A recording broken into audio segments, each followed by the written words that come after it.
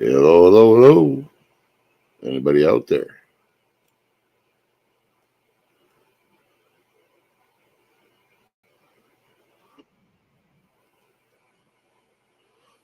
There we go.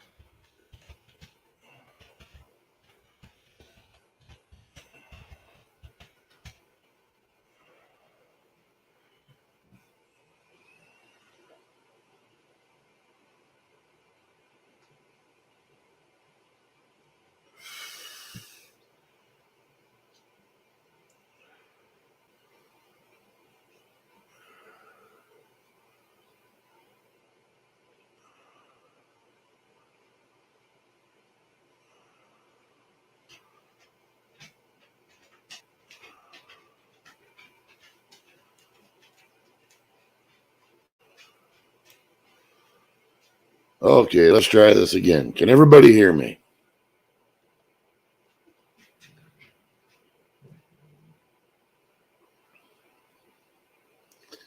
You can hear me breathing. Oh, that's great. That's awesome.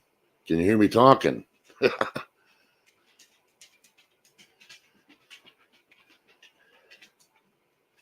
All right.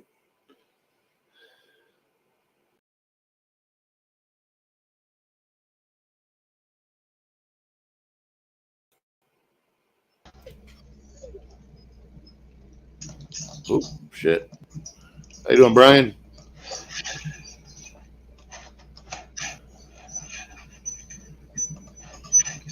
Doing well, thanks.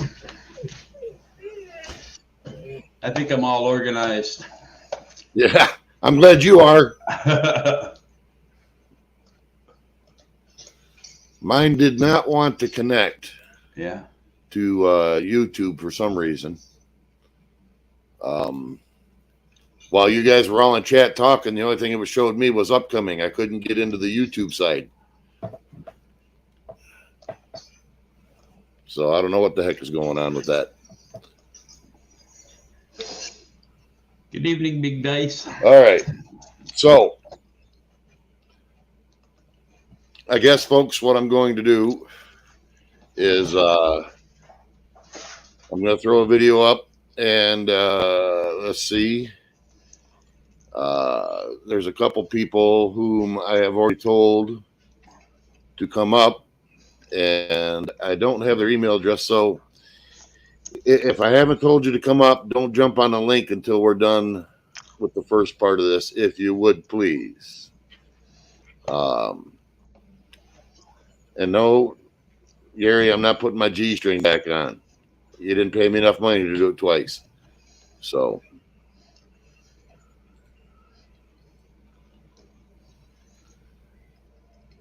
the people I told to come up, you know who you are. Jump up.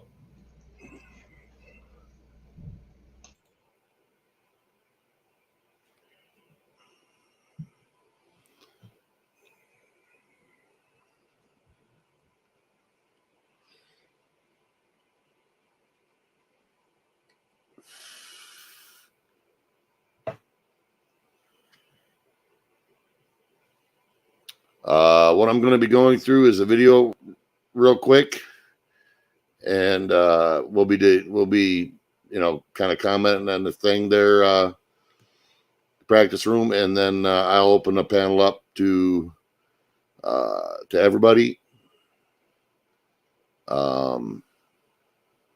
Yeah, quick. Don't worry about that.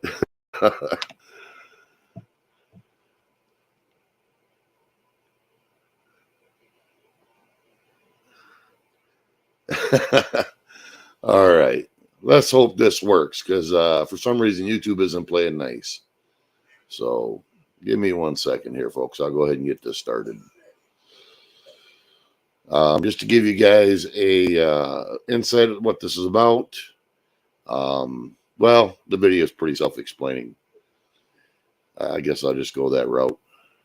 Bear with me. I'm just trying a new format on this, what I'm doing, and we'll see how it works. So, yeah, bear with me.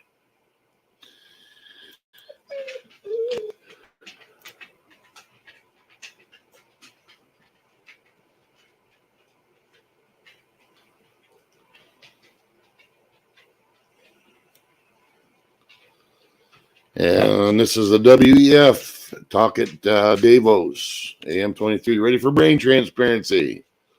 Yeah, sure we are. So here we go. Hello, everybody. I'm Nicholas Thompson. I'm the CEO of The Atlantic, and I will be your moderator today. We are going to have an incredible session. Star of the show is Nita Farahani. She is a futurist and legal ethicist at Duke, and she's so smart and so interesting. You're going to learn a ton. This is how it's going to work. We're going to watch a short video. She's going to come on stage and talk, and then we're going to do a little Q&A, questions from the audience, and that'll be a wrap, and you'll leave enlightened and excited. So first off, a video. It's going to make you see the future and understand a wonderful future where we can use brainwaves to fight crime, be more productive, and find love. Let's roll. You're in the zone. Even you can't believe how productive you've been. Your memo is finished, your inbox is under control, and you're feeling sharper than you have in a decade. Sensing your joy, your playlist sets your favorite song, sending chills up your spine as the music begins to play. You glance at the program running in the background on your computer screen and notice a now familiar sight that appears whenever you're overloaded with pleasure. Your theta brainwave activity decreasing in the temporal regions of your brain. You mentally move the cursor to the left and scroll through your brain data over the past few hours. You can see your stress levels rising as the deadline to finish your memo approached, causing a peak in your beta brainwave activity right before an alert popped up, telling you to take a brain break. But what's that unusual change in your brain activity when you're asleep? It started earlier in the month. You send a text message to your doctor with a mental swipe of your cursor. Could you take a quick look at my brain data? Anything to worry about? Your mind starts to wander to the new colleague on your team, whom you know you shouldn't be daydreaming about, given the policy against intra-office romance. But you can't help fantasizing just a little. But then you start to worry that your boss will notice your amorous feelings when she checks your brain activity and shift your attention back to the present. You breathe a sigh of relief when the email she sends you later that day congratulates you on your brain metrics from the past quarter, which have earned you another performance bonus. You head home jamming to the music with your work-issued brain-sensing earbuds still in. When you arrive at work the next day, a somber cloud has fallen over the office. Along with emails, text messages, and GPS location data, the government has subpoenaed employees' brainwave data from the past year. They have compelling evidence that one of your coworkers has committed massive wire fraud. Now, they're looking for his co-conspirators. You discover they are looking for synchronized brain activity between your coworker and the people he has been working with. While you know you're innocent of any crime, you've been secretly working with him on a new startup venture. Shaking, you remove your earbuds.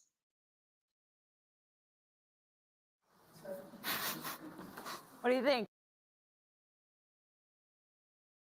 Yeah, she comes up, she asks right here, what do you think?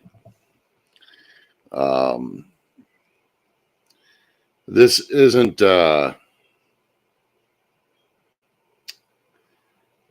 this isn't future stuff. This is stuff they're doing right now, just so everybody understands.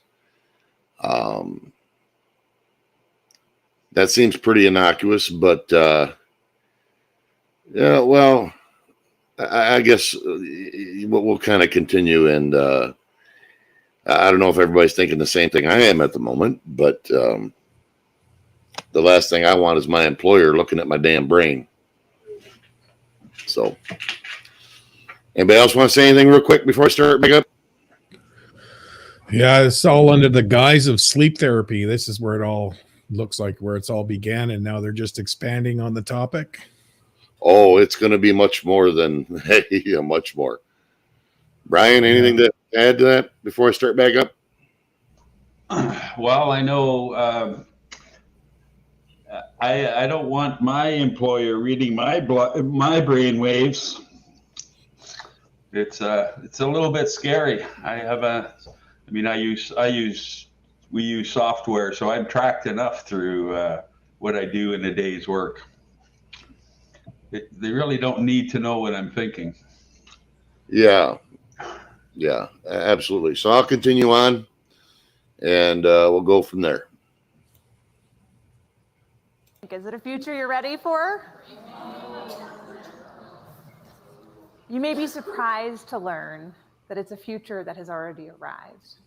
Everything in that video that you just saw is based on technology that is already here today. Artificial intelligence has enabled advances in decoding brain activity in ways that we never before thought possible. You've heard a lot about AI over the past few years. Here at Davos, it's been the talk of the hour. But I want to talk about it in a different way. which is the ability to decode brainwave activity. After all, what you think, what you feel, it's all just data. Data that in large patterns can be decoded using artificial intelligence. Consider this, the average person thinks thousands of thoughts each day. As a thought takes form, like a math calculation, you're happy, you're tired, you're hungry, you're elated. Neurons are firing in your brain, emitting tiny electrical discharges. As a particular thought takes form, hundreds of thousands of neurons fire in characteristic patterns that can be decoded with EEG, or electroencephalography, and AI-powered devices. In fact, what you're seeing here is my brain activity while I'm wearing a simple device like the one on the right. We're not talking about implanted devices of the future. I'm talking about wearable devices that are like Fitbits for your brain. It used to be that there was very little we could tell from EEG activity, but already using consumer wearable devices, these are headbands, hats that have sensors that can pick up your brainwave activity, earbuds, headphones, tiny tattoos that you can wear behind your ear. We can pick up emotional states like, are you happy or sad or angry? We can pick up and decode faces that you're seeing in your mind. Simple shapes, numbers, your PIN number to your bank account. It's not just your brain activity. So they can decode it down to the point where they can tell what kind of face you're looking at and what your damn bank account password PIN number is. Yeah, I'm impressed so far. That's today's technology. Yeah, I know. That's happening right now. This isn't future. This is happening now. I don't think, I didn't even realize how far along this stuff was. To say my jaw hit the floor after watching this would be an understatement. All right, continuing on. Here that we can pick up. We can also pick up your brain activity in different places, like as your neurons fire from your brain down your arm and send signals to your hand to tell you how to type, move. All of that can be decoded through electromyography.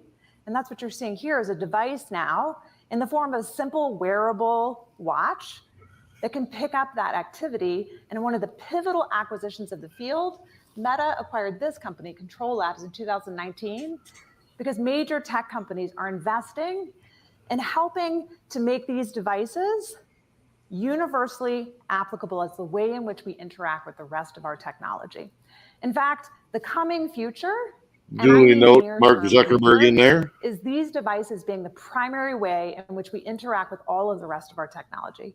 Rather than a mouse or a keyboard, you can simply swipe with your mind, move your hand more seamlessly when you're in VR or AR, use your brain as the way in which you interact with all of the rest of your technology, which is an exciting and promising future, but also a potentially scary one, a transformative one that will change the way that we interact with other people and even how we understand ourselves. Let's take a look. Because it opens up new and dynamic forms of control. This is where some of our core technologies like EMG come into play. Neural interfaces, when they work right, and we still have a lot of work to go here, feel like magic. So if you send a control to your muscle saying, I want to move my finger, it starts in your brain, it goes down your spine through motor neurons, and this is an electrical signal. So you should be able to grab that electrical signal on the muscle and say, oh, okay, the user wants to move their finger. What is it like to feel like pushing a button without actually pushing it? That could be as simple as, hey, I just want to move this cursor up or move it left. Well, normally I would do that by actually moving, but here you're able to move that cursor left. And it's because you and a machine agreed which neurons mean left and which neurons mean right. You're in this constant conversation with the machine. This new form of control, it requires us to build an interface that adapts to you and your environment. It's an exciting future, a seamless future. It's a future that has already arrived in many contexts throughout the world, and especially in workplaces. So it turns out that one of the most compelling early applications of this technology is to be able to decode at least some simple, effective states of individuals that can potentially improve their well-being, potentially improve productivity, but certainly transform what our lives look like in the workplace and in our everyday activities. While we can't literally decode complex thought just yet, there's a lot that we can already decode that's quite relevant for the workplace environment. Consider the fact that right now, many workplaces have individuals who have to be awake and alert at all times in order to do their jobs well. Sometimes that doesn't happen. Take this example where this trucker decided to take a 20-hour shot for a 1,500-mile ride, well exceeding the amount of time that any trucker, long-haul trucker, is supposed to drive. His employer didn't discover his choices until the fatal accident that was disastrous for the company and cost many lives. But he could have known much sooner. He could have detected whether or not the trucker was entering into the earliest stages of microsleep, starting to go from being alert to tired well before it occurred. And he could have done so through a simple hat. I like how she framed it, that it was the trucker's fault, electrode sensors that it was that would pick up he brainwave took on activity too long of and a give thing, a score between 1 20 to hours. 5 to help the employer and the employee know what stage of alertness the person was experiencing and whether or not they were starting to fall asleep. Now you might think, okay, we have driver assist technology in cars already. Why do we need this? It's because this happens much sooner, much more accurately, and it gives you the real-time information that you need in order to make choices to intervene before a person is perilously exhausted. And we as a society should want that. We should want a technology that enables us to be safer, to all be able to exist in an environment where commercial drivers or individuals who need to be wide awake are wide awake when they're supposed to be. Because when they're not, the consequences are disastrous. While plane crashes are much less frequent than other forms of accidents, at least 16 plane crashes in the past decade have been attributed to pilot fatigue. Which is probably why in more than 5,000 companies across the world, employees are already having their brainwave activity monitored to test for their fatigue levels. Whether it's the Beijing-Shanghai line, where train conductors are required to wear hats that have sensors that pick up their brain activity, or mining companies throughout the world, employees are already having their brain activity monitored, and it very well may be something that we want to embrace as a society. Okay. Note the China that was certainly connection my there. first reaction when I discovered Yeah, that we are absolutely. tracking brainwave activity in the workplace and that we can do it at all. But I believe we need to have a much more nuanced conversation about it. Because I think done well, neurotechnology has extraordinary promise. Done poorly, it could become the most oppressive technology we've ever introduced in a wide scale across society. We still have the chance to make it right. All right, well, does the same analysis hold true if instead of trying to monitor whether a person is falling asleep or awake, we decide that we want to monitor their attention levels to see whether or not they're paying attention and being productive? I would argue maybe not. How many of you wear something like an Apple Watch? Fitbit, smart device? Yeah, many people. It's a many billion-dollar company. I mean, many billion-dollar industry at this point. Wearable devices, quantifiable self is just a widespread movement. Most people are very comfortable with at least some forms of human quantification. In fact, it's become so widespread that most people feel like there's not that much to worry about when it comes to doing something like monitoring your heart rate. But it turns out that that kind of technology in the workplace, particularly when it's used to monitor productivity of employees, where they're moving throughout the factory floor, whether or not they're taking breaks or unscheduled breaks, is the kind of thing that employees resist, unionize against, rise up against, and undermines morale. What we've seen consistently is companies from Amazon to Tesco to Walmart and others have introduced what is considered to be bossware or surveillance technology that employees really don't like it, even if it makes their lives Bossware, better. yes, I love that. Okay, well, if you don't like your job, just quit. But what if there's nowhere to go? What if everywhere has ubiquitous monitoring? In fact, during the pandemic, what we found was that 80% of companies admitted that they use at least some forms of so-called bossware technology to monitor the productivity of their employees.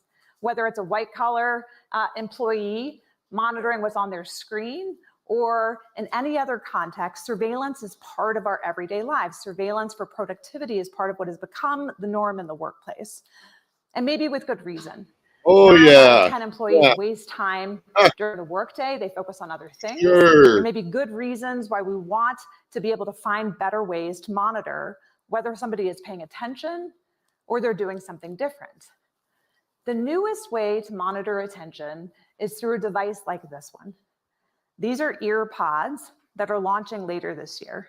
These ear pods, much like the video you watched earlier, are ear pods that can pick up brainwave activity and tell whether or not a person is paying attention or their mind is wandering. Okay, well, you might think, fine, but even if we can tell whether a person is paying attention or their mind is wandering, you can't tell what they're paying attention to. You would be wrong.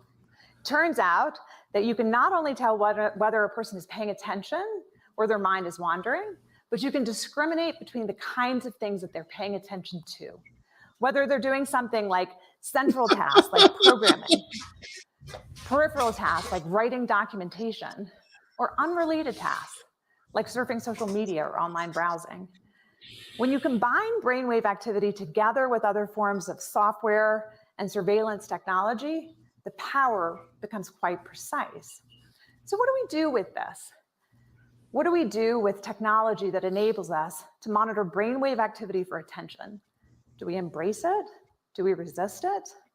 I believe that there is a pathway forward with such technology, but it's putting it in the hands of employees, enabling them to use it for themselves as a choice, whether or not they want to focus, whether or not they want Right. the They're going technology to give in order people to a choice improve on their this. own performance, Sure, or and on the not using it Yeah, like I had as a a choice. measure of their brain metrics to decide whether to fire them, hire them, or to watch for their lagging cognitive decline over time and using it as a way to discriminate against them.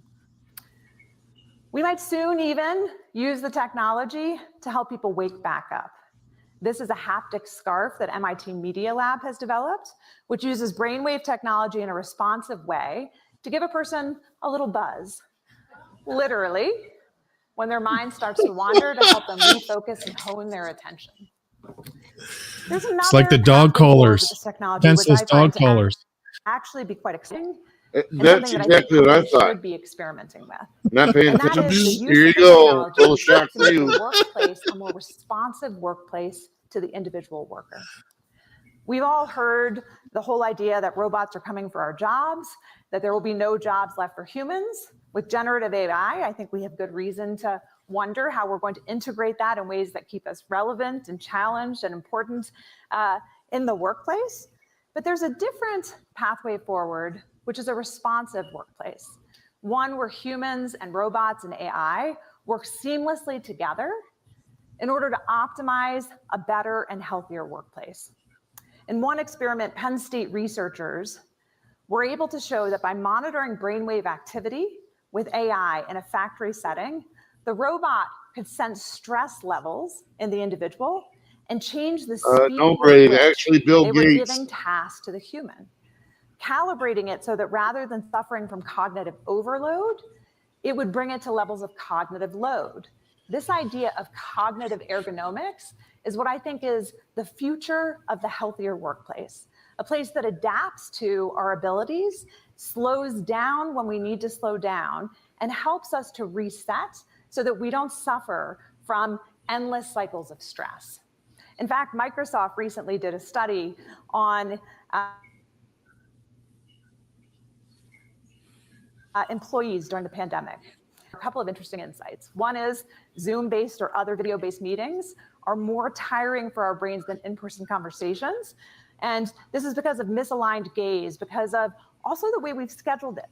People do back-to-back meetings where you had 5-minute breaks in between. They also discovered something else that's quite interesting, which is that the different backgrounds for each person is also more stressful for the brain. So they introduced together mode, which has the same shared background for each of the people who are on the screen, which brings down stress levels, all responsive to brainwave activity.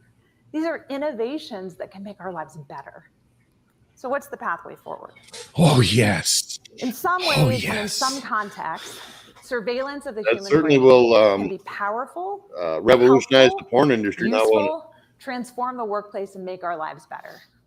It also has a dystopian possibility of being used to exploit and bring to the surface our most secret self. It threatens fundamentally what our own self-identity is in some ways, and threatens to become a tool of oppression. But we can make a choice. We can make a choice to use it well. We can make a choice to have it be something that empowers individuals, that helps them gain insights into their own mental health and well-being, improves their own productivity and wellness, and sets them on a pathway where, like quantifying your heart rate or other kinds of health, it can be something that unlocks potential for humanity. We can't decode speech, and we may never decode full thoughts from the brain using simple wearable devices. But that doesn't mean that there isn't a lot we can already decode. There isn't a lot that we will not be able to decode in the coming days. As AI becomes more powerful, as the sensors become more powerful, more and more of what's in the brain will become transparent. I believe we have to start by recognizing a right to cognitive liberty. This is a right to self-determination over our brains and mental experiences. It requires that we update existing international human rights like freedom of thought, mental privacy, and self-determination over our own mental experiences. But that's not enough.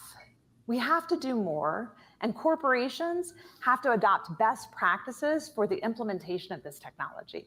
That requires being transparent about what data is being collected and for what purposes. Focusing on positive uses for employees to improve their workplace productivity, increase safety, and decrease the burdens on individuals. We also have to be mindful of the changing landscape of biometric laws as this information becomes part of the workplace environment, and decide to move forward in a way that is best for humanity, using the technologies in ways that enable us on a pathway forward rather than oppress us. I think that's a possibility we can still choose. I hope it's one that you'll join me in choosing. Wow.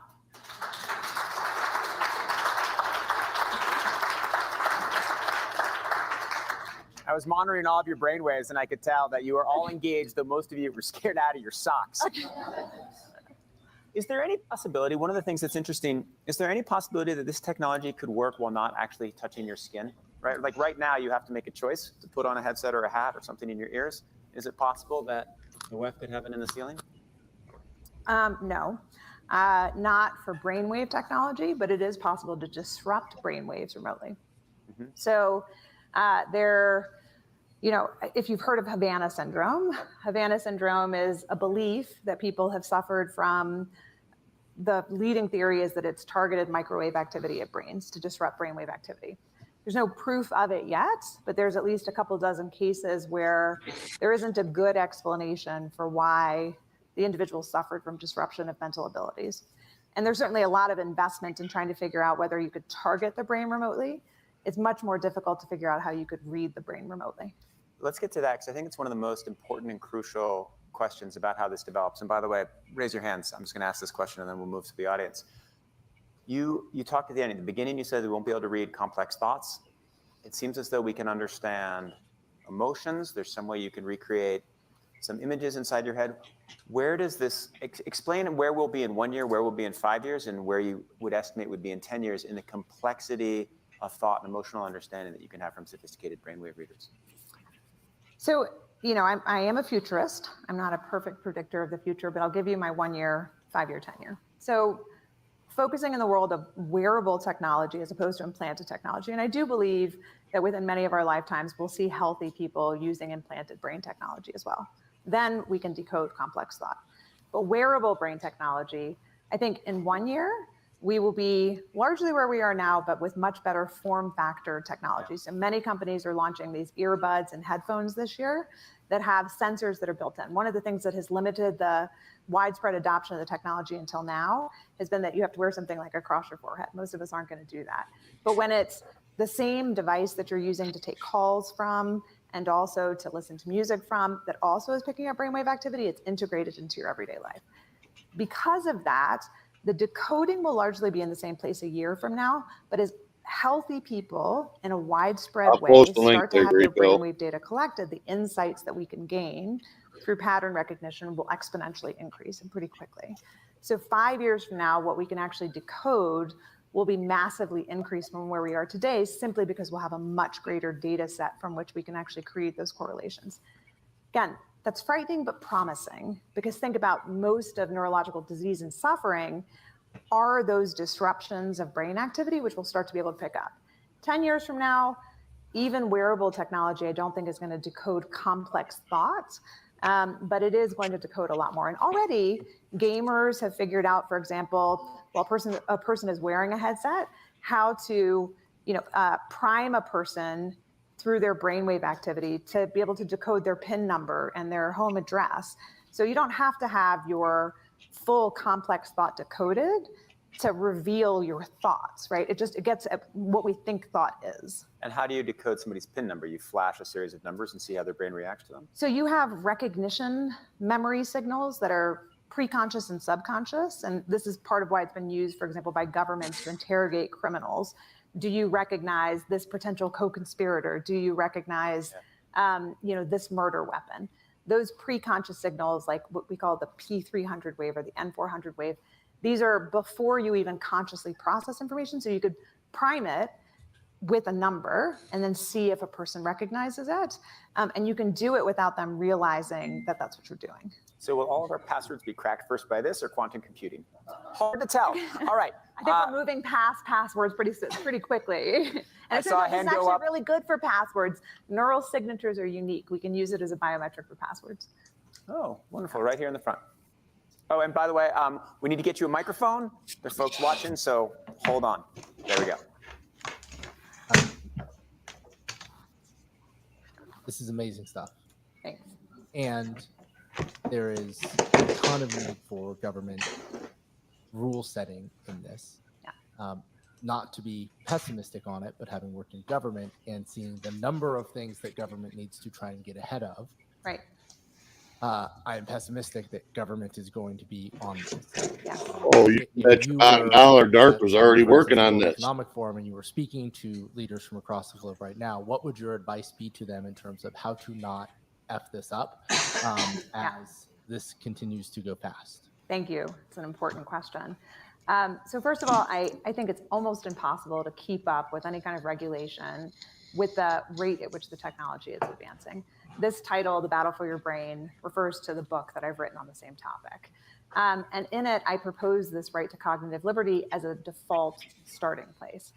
That gives, I think, all of us a starting place for how to think about it, changing the default rules to give people a right to self-determination over their brains and mental experiences. Sure, that's what they're We don't have to wait for human rights to be updated to operate as if we have cognitive liberty. As if the past and the way years we haven't do proven that is by recognizing, if we start by saying people have a right to freedom of thought, a right to self-determination over their brain and mental experiences, and a right to mental privacy, then when you're in the workplace and you're deciding to monitor, you're going to monitor just for fatigue levels, even though you could capture and figure out, oh, this person has amorous feelings. You're going to do data minimization and best practices that respect the autonomy of the individual. You're not going to try to disrupt their thought patterns in order to make them more productive, recognizing they have a right to freedom of thought. And so I think it's about operating as if we have those set of freedoms and liberty in every way that it's rolled out in society. There's the kicker. Act as if we had. The woman Yeah. in blue in the front here. exactly. Hi, I'm Julie. I've heard the same thing. I'm the world's first online harms regulator out of Australia. This was mind-blowing, but you might have known that. But I do think this is an issue where we can't leave companies to their own devices on these devices. And there are principles like safety by design and privacy by design that are largely voluntary. But we just can't be sure unless there are standards and regulations that these guardrails are going to be erected, because we're still in the era of moving fast and breaking things. And I loved that you you had the positive use cases, and I was just thinking with the motor neurons and people who are disabled and could wear haptic suits and you could have sensation that you've never had. But I also work with women who experience technology-facilitated abuse as a form of coercive control, and most of that is low tech. It's text, it's love That's bombings, exactly it's correct, gaslighting. Big D. Think if a Exactly. perpetrator got a hold of, can really coerce the brain. So I do hope that you are calling for governments to think ahead and be anticipatory and start engaging, not to stop innovation, but to be responsible and ethical. And I don't know that we can rely on companies in this distributed world. I wholeheartedly agree, right? So I'm giving you the positive use cases because what I don't want the reaction to be is let's ban this, right? But I do think that the most important thing we can do is to start with a different set of default rules. And that default rule is the right to cognitive liberty is a right of individuals, is a fundamental right to what it means to be human. And that as a starting place for the implementation of the technology is very different than how we've thought about any other technology. But I believe that the brain is so fundamental to our sense of self, and the freedom of thought is so fundamental to what it means to be able to flourish as a human being, that unless we start with the default rule, it really could become the most oppressive technology that we've ever unleashed. I don't want that, because I also think it can be the most empowering technology that we've ever realized if we do it right. But it's a call to action. It's a call to do it right now by adopting a universal right to cognitive liberty. Right. All right, Oh, well, we're sure. out of time. Like they even everybody should go recognize to the ones dinner, we go have to the now. bar, fight Come for your on right now. to cognitive liberty. That's a wrap. Thank you to Nita Farahani. That was fabulous. Thank you so much. Literally mind-blowing. Thank you.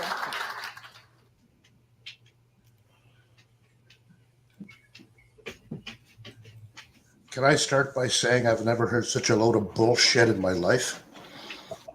Well, define bullshit, though. All the science she mentions is not possible. They cannot. Sure, they can go and probe your brain with electrodes and make your fingers move. They can't decode what your thoughts are. Well, and they probably never will be able to. I don't think the idea here with what she's talking about outside the head technology, decoding what your thoughts are, it's a matter of picking up certain. It's like pattern recognition. Sure, they can do that. They can do that with brain surgery patients now. They have a staff of 100 people, an entire medical facility monitoring the brain waves and trying to determine what they are for one person. You have a factory with 500 people in it. You're not going to have the staff or the facilities. I don't care how good your AI gets to be able to watch what everyone is thinking of every second of the day. But excuse me, Andy. I don't think they're as far away as you think with this technology, and the fact that they're introducing this technology, we shouldn't dismiss this as not being real. I'm not dismissing anything, Brian, because I've seen how technology works. I'm just saying they're not smart enough to use what they have available to them now. They're certainly not going to be able to do it for the masses. For people in menial work, simple production work, simple office work, data entry, it's a complete waste of their time and effort. They're going to be spending more money on that than the person is producing. You had an echo going there, TPR.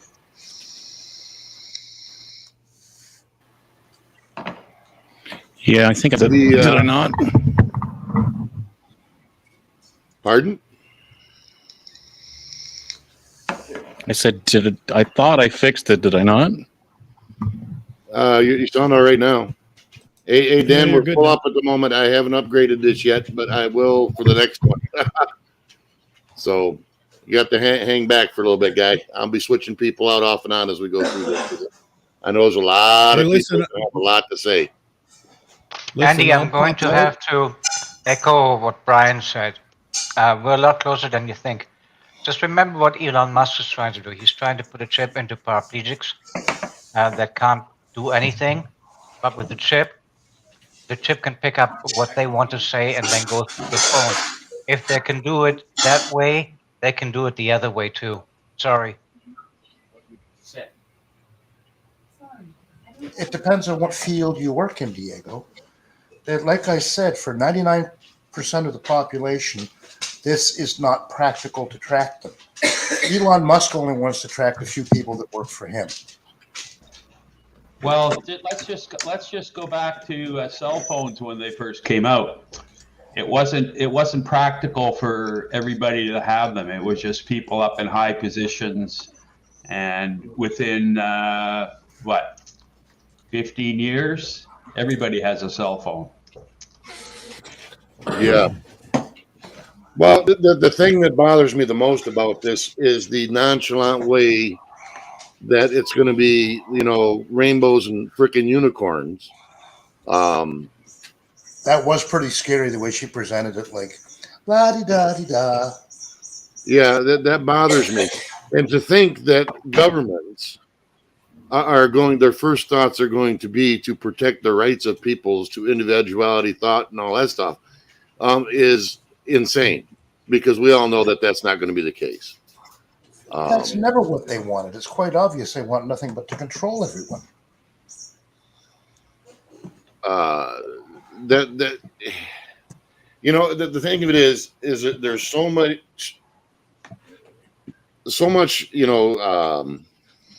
shall we say, myth and conspiracy around these things, that to know where they're actually at is another whole different ball game. And Brian, Dan, I see you guys down there. I'm limited to 6. My next panel, that will be different. I've said my piece for now, Robert. Backstage me, and we'll switch out later on. All right, guy. We'll take turns. Okay, I can do that. You're on deck, Dan. Yeah, I see that. Yeah, no, I would agree. The level of technology that actually does exist out there right now would stagger most people, because the current flow of technology development, it used to be every 3 months. Now it's roughly every month and a half. So the rate of development for new ideas is being accelerated, and it's been accelerated for a number of years now. Oh, absolutely. The fact that they're talking about this, I pretty much can estimate that most of it, if not all of it's already been developed to the fullest of its extent. Well, to the fullest they can do at the moment, but we don't know what that extent is. Exactly. And then what will tend to happen is once they start putting it out there, it's able to be developed even quicker and therefore made cheaper. And that will not take long at all. We lost Arn, so Fry, you're on deck. Awesome. So they do have technology to tell if you are sweating, if you're irritated, sleepy. They can detect those types of things. Here's what they don't have the ability to ever do at this point. They cannot tell you what number you're thinking in your head, your PIN number, the image that you're thinking in your head, and here's why this will never happen. The only way that would be a possibility is if everybody's brain was structured the same size, wired the same way, and worked exactly the same way. So that's why this technology where they're going to say, oh, you're committing a pre-crime now because you're thinking about going out with somebody. There you go. Now you're hitting the rub, Fry. Right, but let me finish. This technology is going to be used for pre-crime, and you're going to be guilty of something that you didn't do. This is just another way to make you guilty of something. But they're never going to have the ability to figure out what number you're thinking in your head, because everybody's brain is wired different. The only way that would be a possibility is if you put these headphones on or whatever it is, and they did a pre-scan, and they made you read a book and then read all the letters and all the numbers, and they could map where your brain is firing when it says those certain numbers. Yeah, That's how it would work. Which is exactly what she said. Yeah, but it's not possible. You can't have somebody put on a set of headphones and automatically know what they're thinking. You would have to say these thoughts. It would have to put it in a database, and it would have to keep that image. It would be a huge database just to image your brain on those thoughts. Hey, Fry, that's exactly what she stated. Hang on a second, Dan. Fry, remember when voice to text first came out? You had to train the software to recognize you. Oh yeah, I spent a lot of time doing that back in the day. Right? Look, nowadays you don't do that. Okay, but you're not getting what I'm saying. My brain, I have dyslexia. I know. Okay. I know exactly what you're saying, and I agree. I agree with you. Hold on. We've been as a condition of employment, you can be sat down and made to do exactly what you just said you would have to do. Right, I completely agree with that. I'm not saying that they're not going to do that. What I'm saying is there's not a technology that will ever exist where you put on this headband or headphones and it will be able to know what you're thinking right out of the gate without gathering data points throughout your day or your life. That's all I'm saying. That's exactly well, I got two things to say to that. The first one is the movie that went through my head when I listened to all this crap was Minority Report. Mm-hmm. And as for this technology will never exist, I'm really sorry, Fry, but that's kind of short-sighted. Yeah, I have to agree on that. See, I'm not looking for an echo chamber, so I'm not here to agree or disagree. No, you don't have to, right? But my point is I have dyslexia. There's no way they could ever map my brain, because when I see numbers and I see letters, they're scrambled inside my own head. I can't remember them. I can't spell words. How do you think they're going to map my brain when my brain's already damaged? Think about that. People have permanent brain injuries like I've experienced. So there's no way they're going to be able to map somebody's brain injury and put that in some type of algorithm. They're going to have to scan me first. I would have to wear this thing for a day or two or a week before they could figure out my thoughts. That's my point. I get your point entirely. I do. The only problem I had with your statement is the word never. Okay, I'll back off on the never statement, but I'm saying current technology, that lady was selling a book if you listen to her. She was all selling a sales pitch, and it was at the World Economic Forum. It wasn't a keynote speech. It's some kind of tech thing. It wasn't a TED Talk. She was selling a book to all these rich, stupid sheeple people for investments. That's all she was doing.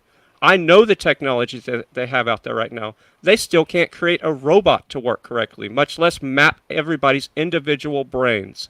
All of our brains are wired completely different. That's why when they do brain surgery, they have to have the person awake so they can touch the different parts of the brains, and that's how it works. And nobody disagrees with you. No. No, I don't disagree with what you're saying, Fry. But the only, and I have to go with Diego on this one, is that to think like using the text-to-speech thing, yeah, you used to have to train it, now you don't. But that's a simple one-layer database with words. Hold on, guy. What I'm saying is the stuff that she's talking about, that with the implementation of what they're doing with AI and all this stuff, you're not talking about just a human going through the data from that kind of thing. Now, granted, I get what you're saying about how each person's thought patterns are different, for sure. She even admitted to herself that, the neural signature is unique to each person. Exactly. Which means that they've already addressed that or are thinking about it. Now, whether or not they've overcome that's a different story. Right. The possibility of that, though, scares the shit out of me. Yeah, this Definitely. technology is going to be used to control us however they implement it, is my point. Yeah, And absolutely. And it's going to make us criminals when we're not. It's just going to be more, you're guilty before, it's going to be used against us, not to help us. Well, and I have to agree with you on that. The idea that they're going to have a cognitive, individual rights to your thoughts. Yeah, I'm calling BS because they don't even have to give you individual rights to yourself at this point in time. And I'll jump off, but I just want to leave you with this. Be very careful not to put too much into this technology, because if we put too much into this technology as far as thinking it's correct for people's thoughts, then you're going to go, oh, that person was thinking that. So the dumber people get, and the more they think this technology can be a real thing, they're going to trust it, and people are going to put this on, and that person's going to be thinking a thought, and then they're going to put them in jail or a social credit score, this whole digital currency stuff. So don't trust it, and don't think that it's actually telling you the real facts, is all I'm saying, because they don't have the current technology to know to us. There's no way. It's an impossibility. I will make this blanket statement. It's an impossibility for them to know exactly what my brain is thinking right out of the gate. They would have to map my brain. That's all I'm saying. And I agree with you on that. Absolutely agree with you on that. They'll know which region of my brain is firing, and that's it.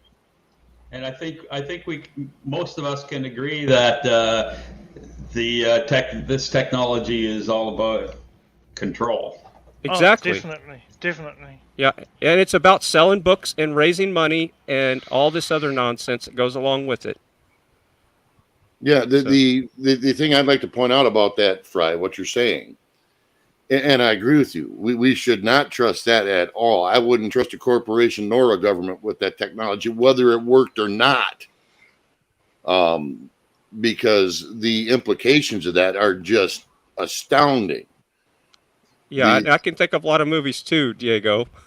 Yeah. The Running Man, 1984, They Live, Fahrenheit 451, Demolition Man. Yeah, whenever you say a cuss word. Yeah, so this whole thing is more control. I just don't like it at all. I get it. When I was watching it, I was just cringing. Yeah, who do you think the only one? No, you were not the only one. Oh, no, you weren't. So, all right. So, is there you're somebody in the green room eating your? Yeah, I got back doors. So yeah, if you're done, I'm gonna bring someone else up. Thanks, guy. Have a good one. Appreciate it. Love y'all. Yeah, See you later, Brad. All right. So, just for context, Lead, do you want to post the picture that I shared? No, wait a minute. No, where are you seeing this picture at? I set it to share. No, I do not see sitting in a chair with one of the quote-unquote headbands. No, I don't see that. So you haven't shared it properly yet. Oh, I'm just doing what StreamYard wants, but hang on. I'll just do it again. Downloads. And Brian makes a good point about whether or not they're there, but my point is it doesn't matter.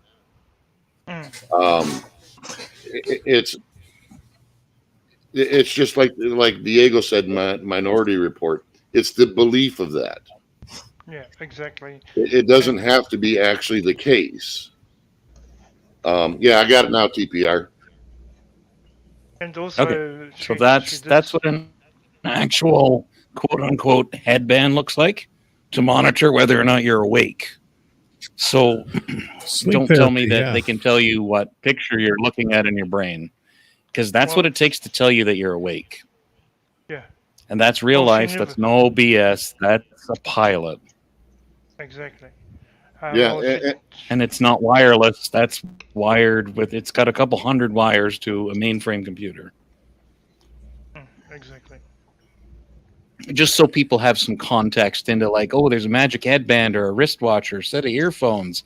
It doesn't actually work like that. Well, I worked with IT for 25 years and I did aviation for 10. I don't think that what they're looking at this point in time as detailed I'm not going to say that it can't be, because I don't know. But as far as recognition goes, I really, you know, I've seen enough stuff with what they've done with, you know, monkeys and things being able to move robots with their mind and shit wired into them, and what they've done to other things. Who'd we lose? Kiwi, I think. No. Who? Oh, Stan. Yeah. Oh, Arn. We lost Arn. Maybe Arn's he's up and left. I'm here. Oh no, Arn is here. Arn's still here. It was Dan. Dan. Oh, left. Dan Kiwi. Or he might have Okay. just dropped off from his internet. Yeah, that could be. The thing of it is, though, what I'm saying is, it doesn't matter where we believe the technology is at. What matters is the fact of how they're going to use it, whether it's ghostware or not. Doesn't matter. I go a step further. It doesn't matter whether the technology exists now. It Correct. will exist at some Yes, point. I agree. It will. Yeah, and the thing about it is, there's so many opinions on these things, and I think most of us are of the opinion that this is just beyond intrusive. At least I would hope, anyway. You know, I mean, don't get me wrong. I think for the medical field, as far as somebody that's a paraplegic or have some sort of medical problem that they need, you're back on deck, Andy. Just so you know. So that, you know, they may need something like that, then great. But I don't think that's what they'd use this technology for. Let's give you an example. 30 years ago, General Motors came out with their OnStar system. To the general public, it was sold as, you know, you get stuck, you press the button, we'll be there to help you, blah, blah, blah. But behind the scenes at General Motors, it had nothing to do with that. It was only sold as a convenience to the consumer. The intent of it was actually guaranteeing that their people that were financing their vehicles, right, they miss a payment or two, and all of a sudden that vehicle is disabled. So it's always sold as a good thing to the humans, but in reality, it's a financial incentive for the people that are putting it out there. So, for example, now if you want to buy insurance for your vehicle, you put a little thing into your computer terminal in your vehicle. It tells the insurance company how much to charge you. Yeah. Right. So they sell it at the insurance companies as, we can make your insurance real cheap by putting this thing in your vehicle. Right. The next step was when they put those little heads in the dashes of vehicles, which is basically, at the end of the day, it's all nice because I can play music, I can talk on my phone, and all this kind of stuff. In reality, it's a black box of your vehicle and your driving habits. Right. Yeah. So it's always, I always say, good and evil is really easy to figure out. If you know it's evil, they'll only sell you the sizzle of what it is they're trying to sell. They'll never tell you what it's going to cost. Is what truth says. That leads right into what I was thinking. Yeah. Well, the thing is, who's to say that information isn't going to be manipulated, or they claim, well, this is the standard? When, how do you verify that if you aren't the one in control of the technology? I was going to add to that before Arn even went off, but he led right into what I was thinking. What we thought was obtrusive 20 or 30 years ago is completely different from what we think is intrusive now. Oh, absolutely. The normalcy factor is nuts. No, every month they're more and more obtrusive into our lives. And just like he said, look at your car. I drive old junk. I don't have a computer under the seat. If I bump into something, they can download my crash data to the microsecond of if I touch the brake pedal or not. Yeah. Well, look at a Tesla. It's monitoring your awareness. So this is the book. This is the book that Fry was talking about with Anita Barahani. Was probably up there promoting. So she does have a book, Battle for the Brains. but an interesting little thing here is if right now she works for she's a professor at Duke University. But the interesting thing is this here 2010. Obama appointed a study of biotechnical issues and served until she was appointed member of this National Advisory Council for the National Institute of Neurology and Disease and Stroke. They've been having these committees and talking about this issue, but yet there has been nothing come out of it. There was no protection, no laws passed, no nothing. Well, I damn sure don't want her sitting on a committee to decide whether our rights or not. If this thing was a dildo, she'd be all over it. But these are the kind of people that sit on committee. These are the kind of people that sit on all the committees and decide things, Robert. Exactly. That's academics with no practical, real-world knowledge or education. So here, should close that screen. No, actually not yet. So here's I just happen to have almost 3,300 records from the Bill Gates Foundation. I took it off their financials, and since let's see, since the Bill Gates Foundation started, there's almost $364 million donated to Duke University. Coincidence? Mm-hmm. Right? Maybe. Maybe. Are you his accountant? Not. Do you know? Or are you What's just that? theorizing? No, I'm not. I said, are you his accountant or are you just theorizing? No, actually, no. I'm just asking the question. I went to the Bill Gates Foundation webpage and downloaded their financials, which was perfectly, it's there for the public to see. And there you have it. Duke University. Yeah. Okay, you said coincidence. And I said, is that the end result, or is that just your theory on it? That it's a coincidence? I'm not saying it's a coincidence. I'm not saying anything. All I'm saying is the Bill Gates Foundation, since its conception, has donated $365,802 to the Duke University. But take it out of context here a little bit.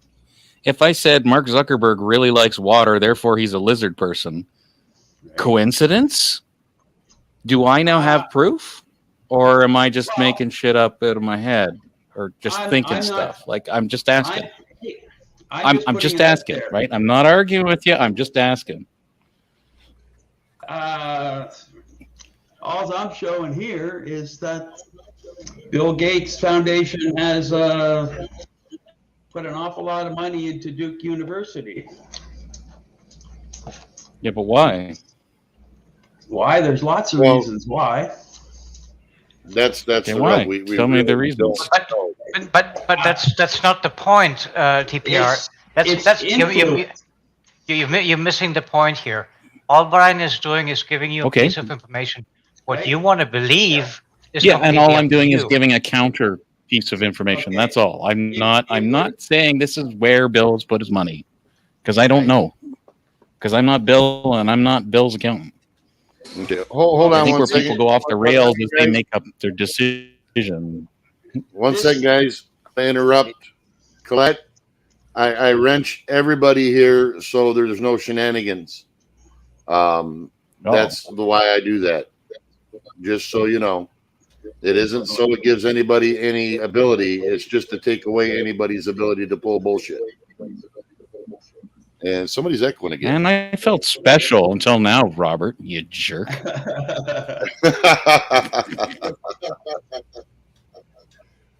I've been saying that for a year. The thing, and on this, I have to kind of lean with TPR, because we don't know what you can't assign motive to donation. Well, let's put it this way. I think we can probably all agree that when you donated $365 million to a university, it may give you a little bit of a sway. For sure, no doubt. What if he's donated to every university around? Like Dan said that he's donated to universities in New Zealand as well. Absolutely. I think there are a few people, including Robert. What if I donated to the University of Calgary? You bad man, TPR. You bad man. I know. I guess the thing that that I'm looking at is it just, to me, this guy has tentacles and all into everything, so it's no surprise. And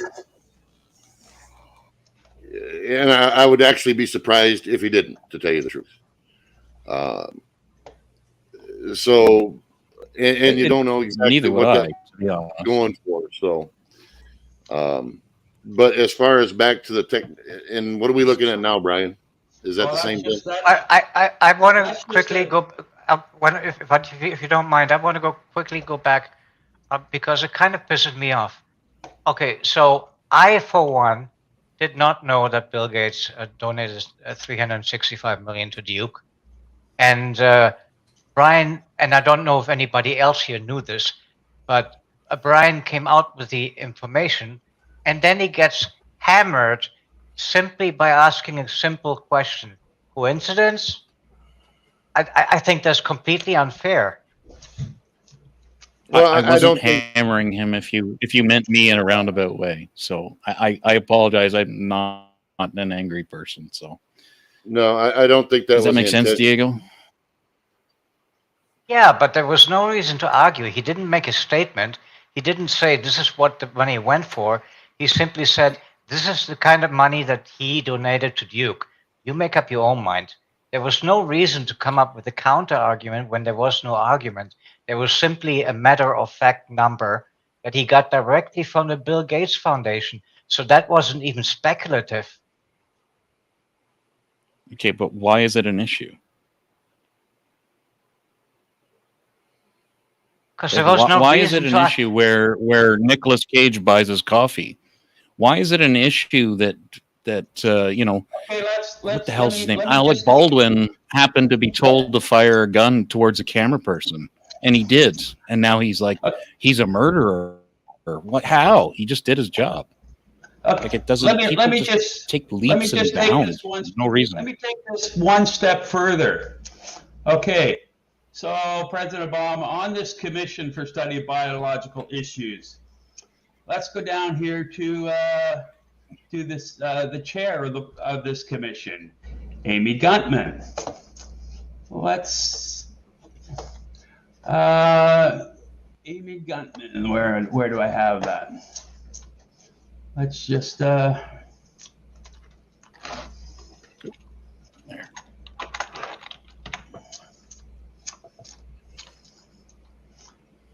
Let's just check out who she is. Let's see. She was president of Penn University. Let's go back to here and see. There's only $84 million donated to Penn University.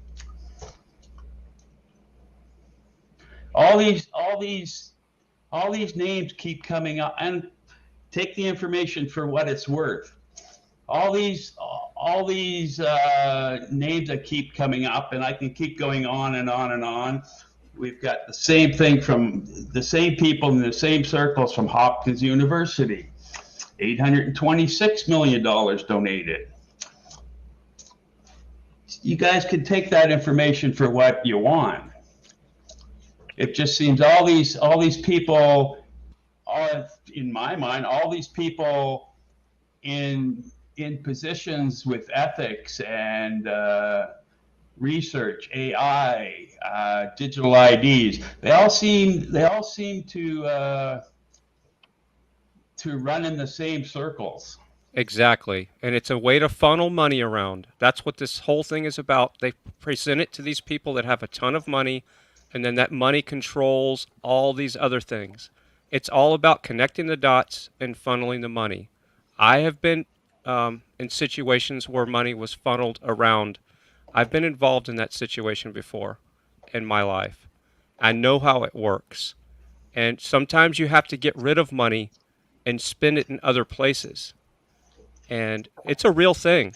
And that money usually controls the masses, the sheeple. Yeah. Well, here's a donation from Bill Gates for $27.5 million. There's the reason that it was given, to support the development of maternal respiratory virus vaccination to lower and middle income countries to reduce RSVs associated with mortality among infants. How does that sound bad? How does that sound bad? Because right now, Yeah, I'm sorry, your mic for me, like it might be my Bluetooth speakers, but your mic for me cut in and out throughout when you were reading that. It is. From what I could pick up from it, I was asking. Yeah. Well, let's see. As we all know, there's been a rash of since the beginning of the jab. There's been a rash of this new respiratory disease. No, there's been a rash of. There's a flu going around, and then it's been around since the '60s, Brian. Yeah, but it's it's finally making the news. Okay, but anyway, let me intervene here. There's a flu going around. Okay, next. Oh no, hold on, TPR. I want to nip this first. We're getting off track. Yeah. And I don't want to get in. I don't want to get into debates about the what's happened in the last 3 years at the moment. That's something I certainly will address in the future, but just not on this one. So everybody, don't take it wrong. I'm just trying to keep us on track. I guess my point is that there seems to be a few people in this world that seem to have an awful lot of influence. Oh, absolutely. No doubt about that. Yeah. And that influence is gained with money and money funneling. And remember, when you hear the word peer reviewed, don't eat that up and say, oh, well, then that's gospel. Because those peers are the same people that are giving government grants and sharing the money when it's funneled around with situations like this. Peer reviewed does not mean that it's real science. It's scientism when you hear the word peer review. It's a religion.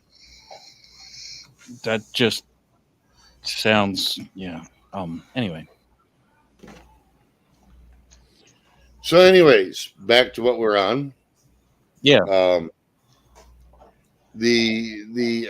guess the conclusions that we all can agree upon is that whether this technology is vaporware or not,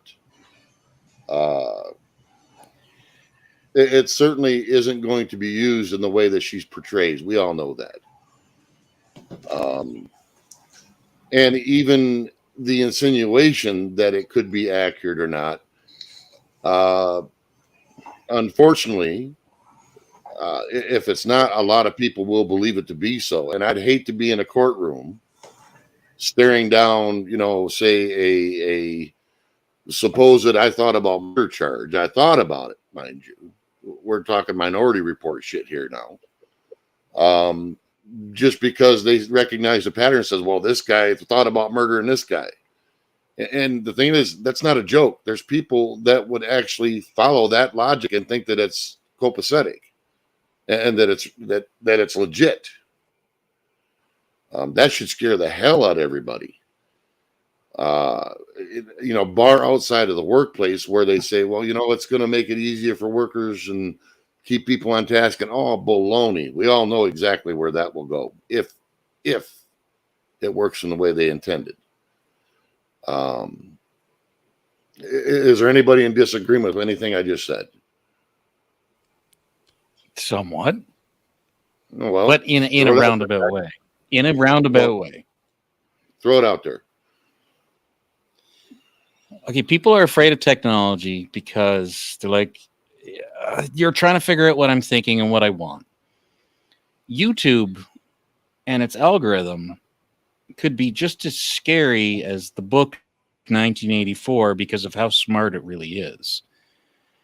But if you really think about what it's trying to do, right? YouTube is a platform where they try to sell videos to a big audience in order to capture advertising revenue. And so what they do is they look at the patterns that you go through when you look at videos, what you like, what you dislike, what you pay attention to, and what you skip over. And, it's the same thing with Facebook. They're like, oh my God, it's trying to grab everything about me and it's all a big conspiracy. It's not. They're trying to make money. Right? And why do the people with the most money get heard? Because they have the best ideas. Okay, hold on. Let me Can I jump in? All right, go ahead, Fry. You got the minute before me. Go ahead. Okay, so YouTube, there's nothing conspiratorial about YouTube censoring people's speech. The reason why they censor the speech is because they can't sell ads on it. Nobody's saying it's a conspiracy. We know for a fact they can't sell ads on when somebody talks about jabbery or any other thing that's going on in the world. And it's all about money. YouTube is a business. So that's where the censorship comes from. Okay, I absolutely agree with you on that, but I don't think, we already, okay. I'm now getting off topic again.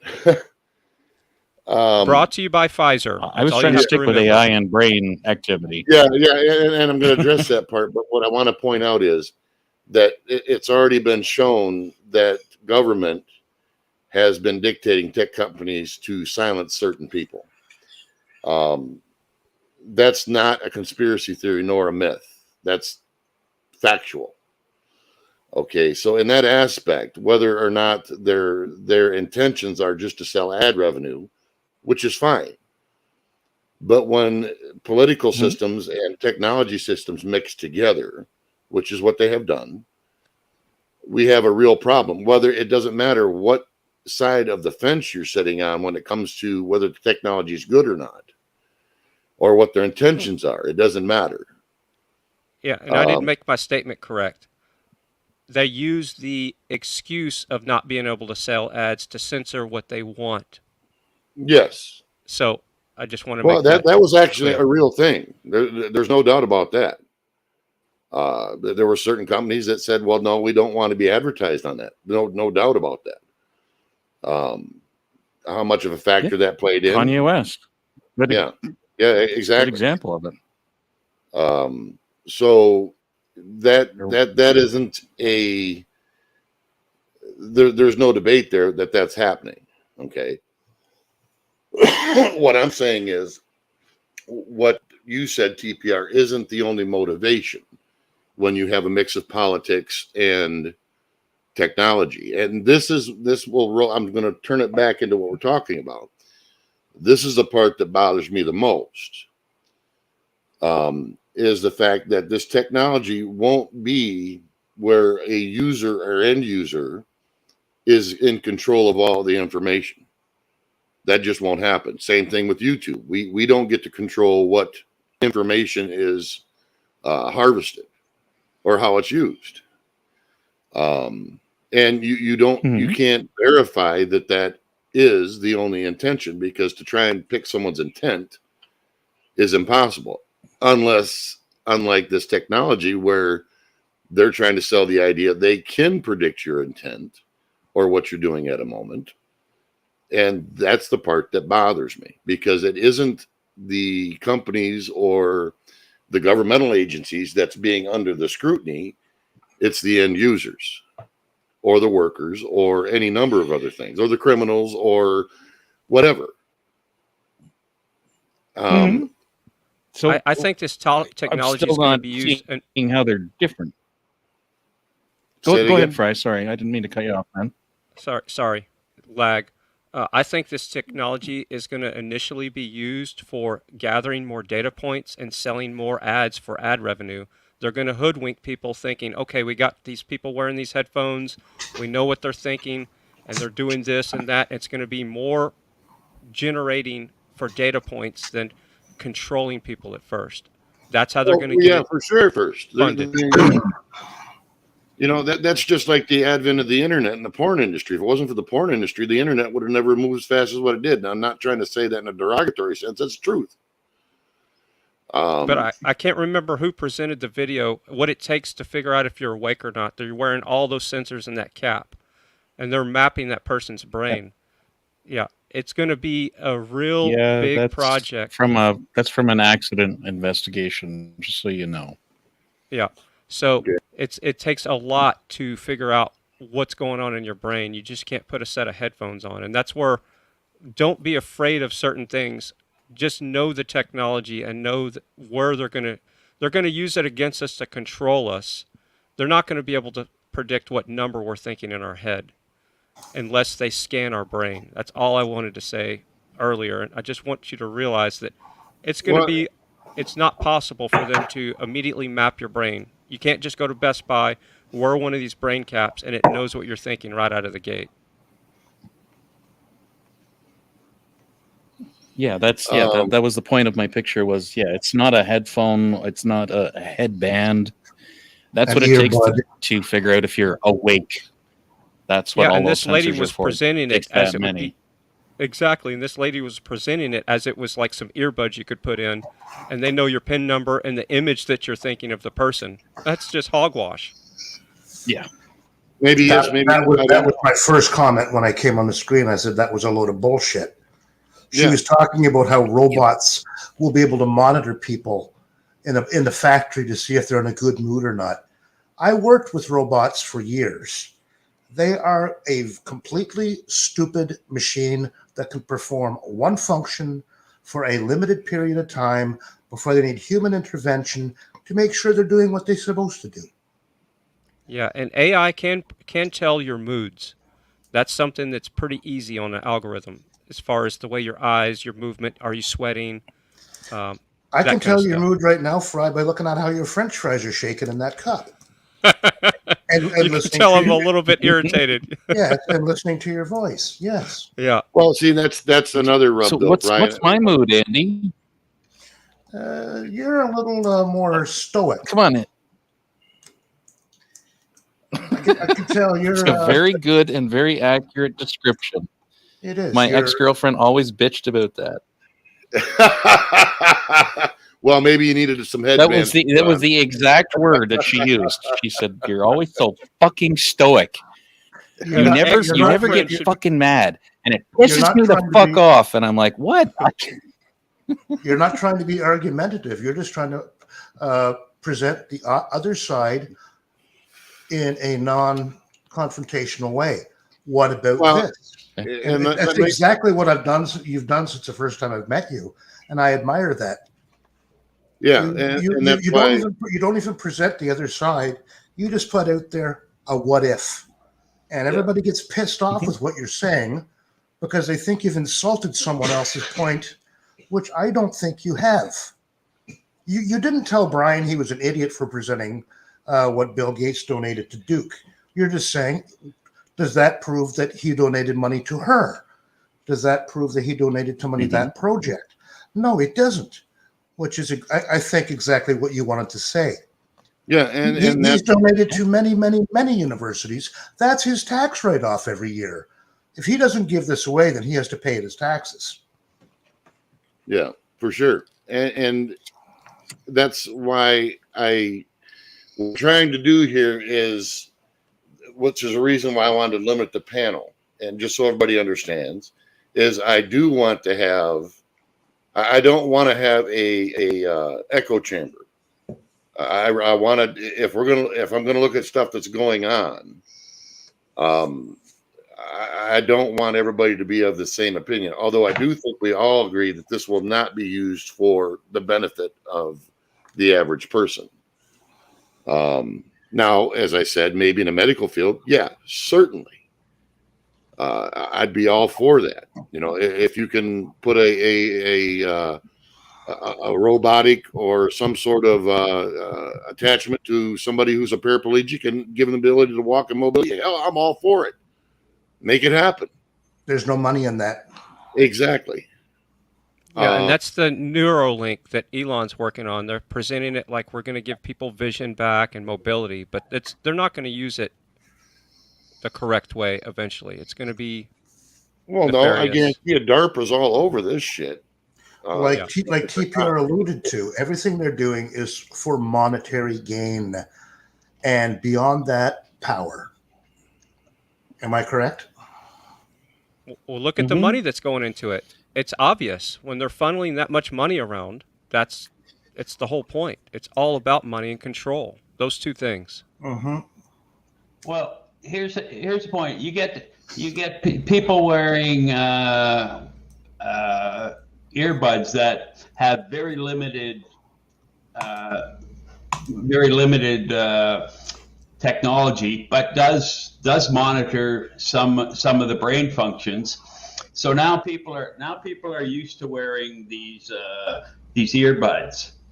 They become accepted as just part of way of life. That's the little step to getting you to wear the next generation devices that read a little bit more of your brain.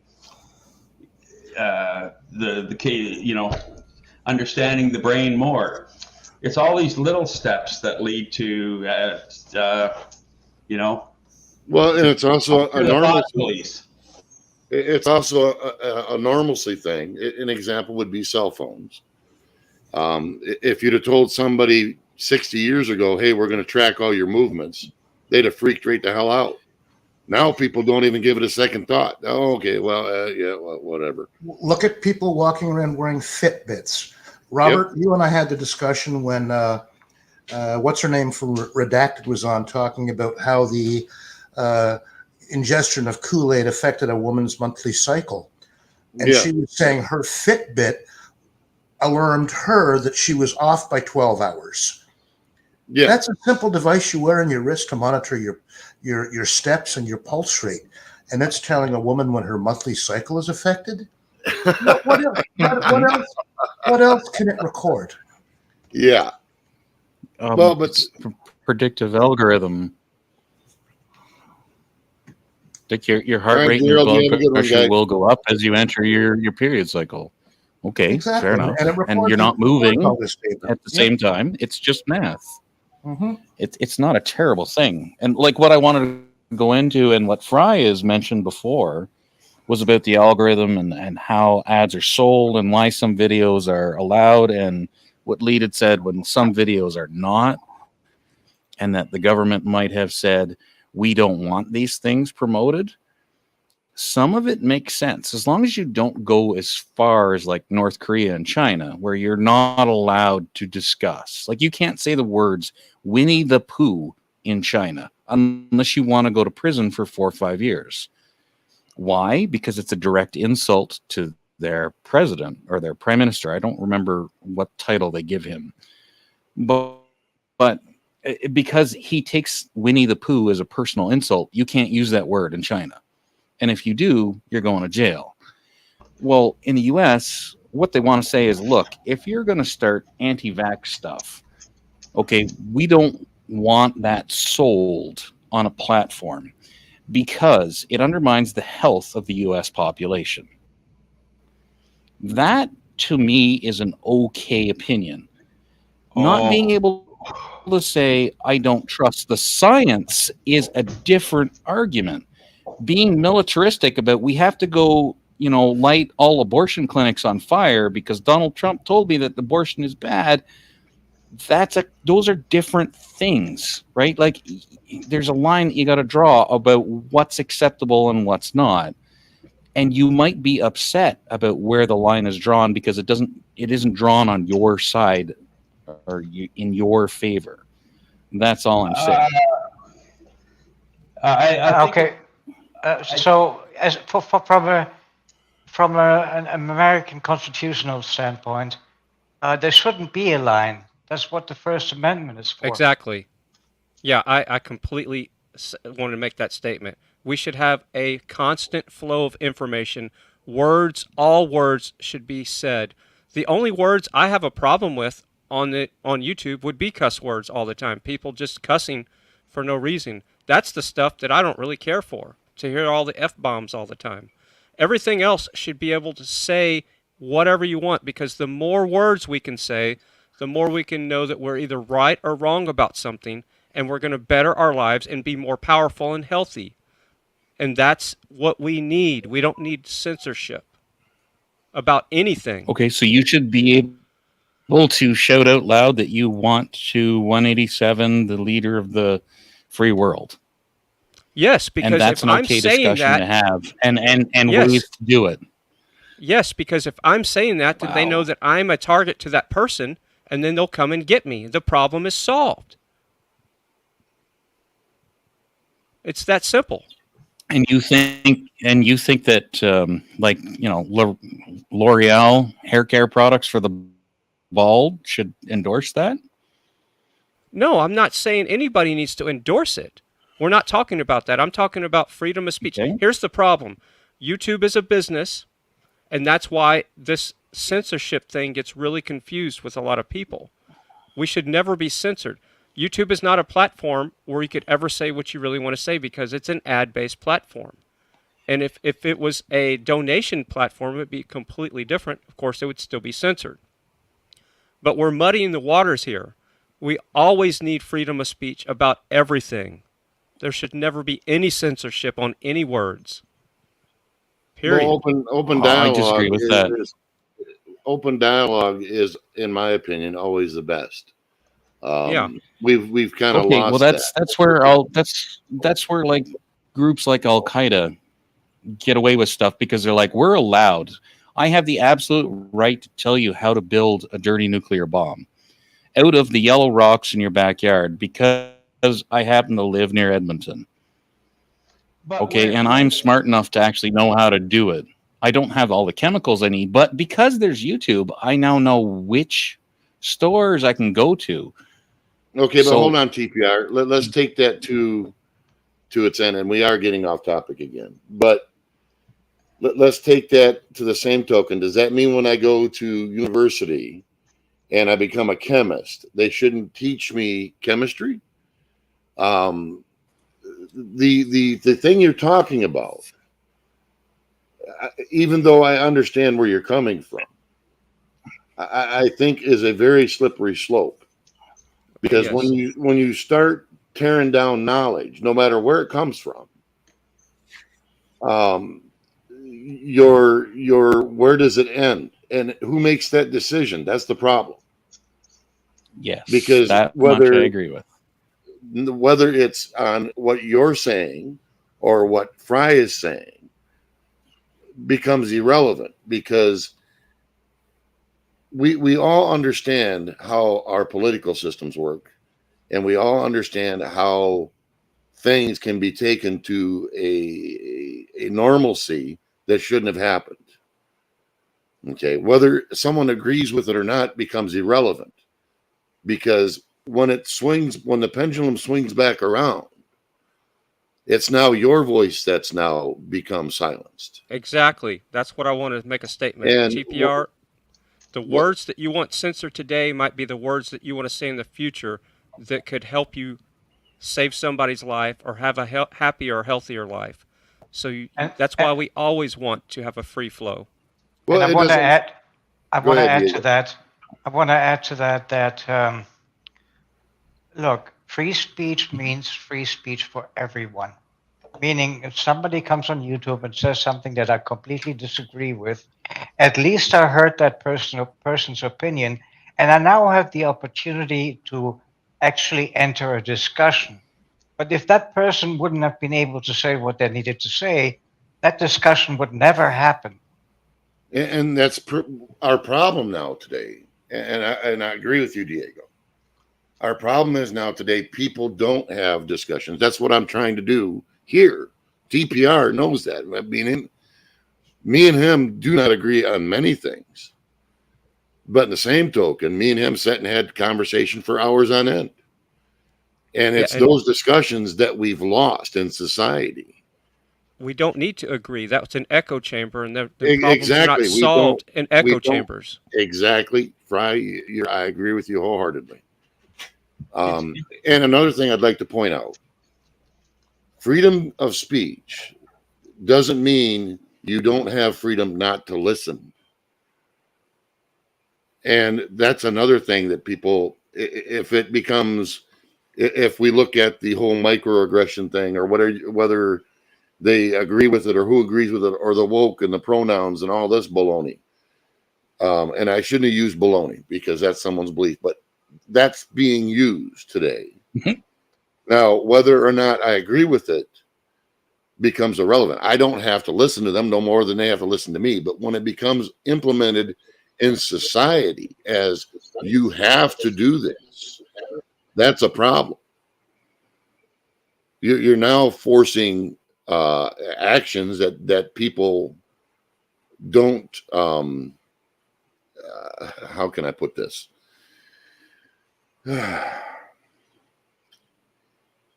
If someone says the sky is purple, okay, I don't have to believe them, nor do I have to listen to them. Because in my mind, it's blue. Now, whether that's true or not becomes relative to the person at hand. Now, if it's factual or not is a different story.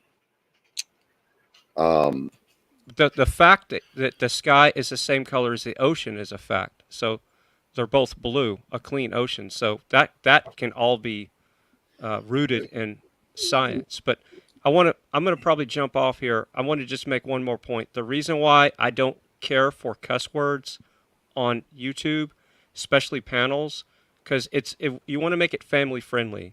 There should be children tuned into this right now. The family should know that this is safe for young people to learn stuff. So when you start dropping F-bombs, then you've already narrowed your audience. We're not broadcasting anymore. We're narrowcasting to people that are our age. We need to learn how to speak where we can broadcast. Oh, I kind of agree with you on that one, Fry. The thing is, we still have our discussions as if we're sitting only in this little panel, and we're really not. We're not. There's 30-something people watching now live, and then there's going to be people watching this Memorex. Correct. And I agree with you on that. And I guess that's where I'm trying to move this panel towards by doing what I'm doing now, is because I do want to bring people together that are going to have discussions that are productive. And we don't necessarily have to have a degree. Right. And TPR brings a lot of value to your panel. Oh, absolutely. He's also, I wouldn't say agitating, but he's making us think about things. Yeah, and for sure. That's what we need. We need to think. Well, we all do. It's not just, him here. Good to hear, Fry. Both directions. And I've told this to TPR before. Did I not say that to you, TPR? Oh yeah, for sure. No, we've had good conversations about this idea. So yeah, and that's what I'm working towards. Is I want to be able to have discussions whether we agree or not, but I want to have them so they're productive. Where we're not. Nobody here, I don't think, has any ulterior motives to be offensive to somebody for no reason. Can I step in for 1 second? Yeah, go ahead, Andy. Knock yourself out. I like Chrissy's last comment. There should not be young kids watching this, in my opinion. In a way, I completely agree. The kids these days have lost their innocence. We never had the weight of the world on our shoulders when we were 8 or 9, playing street hockey or riding our bikes. Today, kids are inundated with all this, and they have more worries than we ever had until we were adults. I have to agree with you. That's not right either. Kids need to enjoy the innocence of growing up, exploring and just learning things. And I have to agree with you on that. The problem we have now is that is the technology. Well, it's technology has supplanted everything in life from, very young childhood up on through, the day you're put in the ground now. So But Andy, getting I go want to ahead. counter what Andy said. Okay, I resonate with that, with the keep the innocence as long as possible. But there's nothing wrong with the child having information that will empower them to not be harmed by somebody or something. So there's a fine line there, and I see what you're saying. But when I they're myself when didn't they're have a inundated childhood. when they're inundated with having to choose their sexual orientation at the age of 5, there's something really wrong with our society. But we're not presenting that, is my point. We're presenting. Yes, no, we're not. Our schools and our educational system is. I know. But we're talking. What I'm saying is the information that this panel has had tonight is useful to people for not fearing things that are not actually true. I agree So completely. we're decoding what's going on with this Neuralink and this brain stuff, and the less fear that a person has, when a person's in fear, they're easy to control. Here's my point. So when you live in fear, you're going to make decisions that you not normally would do, and it's also bad for cortisol levels. Your body reacts to fear, the way you act, the way you think, the things you do. You're paralyzed when you're in fear.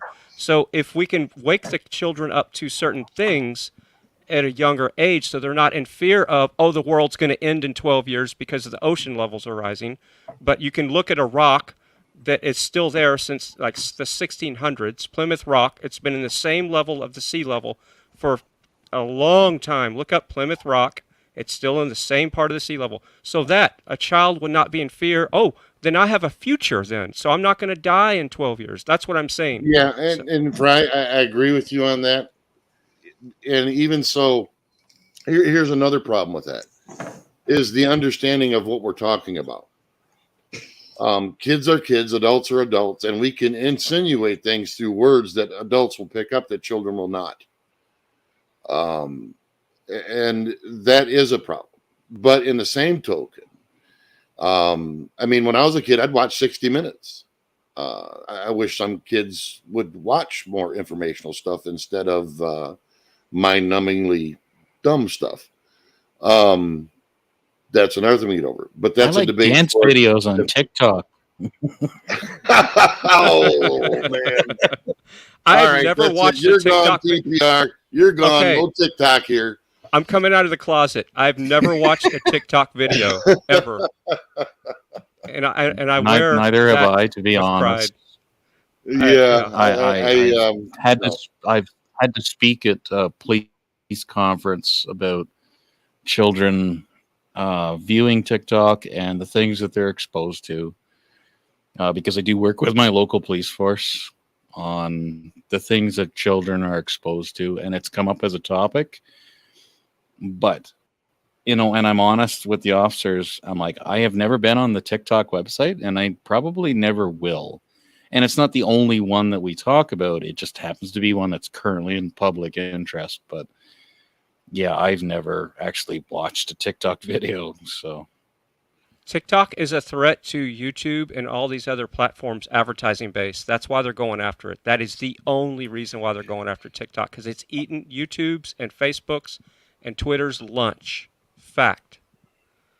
Well, why do you think YouTube came up with all the shorts? Yes, exactly.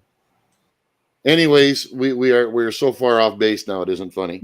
That's the history of our discussions, Robert. Yeah, I know. We'll end up. I wanted to bring it back, but I was looking at a question or something that Cindy had said at 7:49 for me, which I guess would be 9:49 for you in the Eastern, which is about regulation, right? And this goes back to something that Fry has an issue with, which is why I didn't want him to leave right away, and something that Lead has, come up with, because he has an interest in it, and I think it deserves a conversation. But I want to bring it back to tonight's discussion about, the brain and monitoring it and how all of that comes about in today's society. But she says that I have a question about how one even begins to regulate I guess what's discussed or what is allowed, and that it's not being used in the wrong way. And I think that is in and of itself an interesting discussion for a totally separate panel. But I mean, as far as tonight, like, you could start small with it. Like, it's okay to murder your wife for speaking out of turn. Okay, and that goes back to free speech. Well, I'm allowed to say that. But if you have somebody who's really vulnerable, who's doesn't have a father figure or doesn't have a direction in their life, or whatever their condition might be, by allowing that kind of discussion, you now allow those people to be weaponized, and that's how you get terrorists. And that was my point. Okay. But that's not where we're going. Like, we're going somewhere else. So, yeah. Go ahead, Fry, and then I'm going to jump in on this one. So we're going back to the free speech flow of information, the flow. So if whoever said that comment would automatically be flagged, and that person would be held accountable for that is a threat. That's completely different than I'm talking about the C that's word. not free speech. Yeah, that's completely different than talking about what happened in the last 3 years. The jabberies, the mask, the control, the pandemic, that kind of stuff. That's the stuff that I got a medical misinformation strike on my channel from a video 11 months ago, and it was under the COVID stuff. They reached out and said, you said something against the system because it affects their advertising base. Brought to you by Pfizer. Remember, everything's brought to you by Big Pharma, Big Ag, Big War. All wars are bankers' wars. And that's what this is all about. It's about money and control. So that's what we have to remember. I think what Cindy was alluding to in her question of 749 was who is going to monitor this new technology and make sure it is not misused. That's how I read her question. And for sure. That and there lies the rub and the problem we have, even with everything else we're discussing. It doesn't matter what the topic is. But like whoever sets this up and begins to regulate it might have the best of intentions. Further down the line, they might be bribed to let more through. Their successor may have a totally different opinion of what's acceptable and what's not. That's where the problem lies. They might have the best intentions with this new technology that this will benefit here, here, here, and here.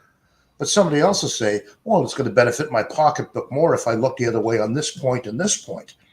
I believe that's what Cindy was alluding to more.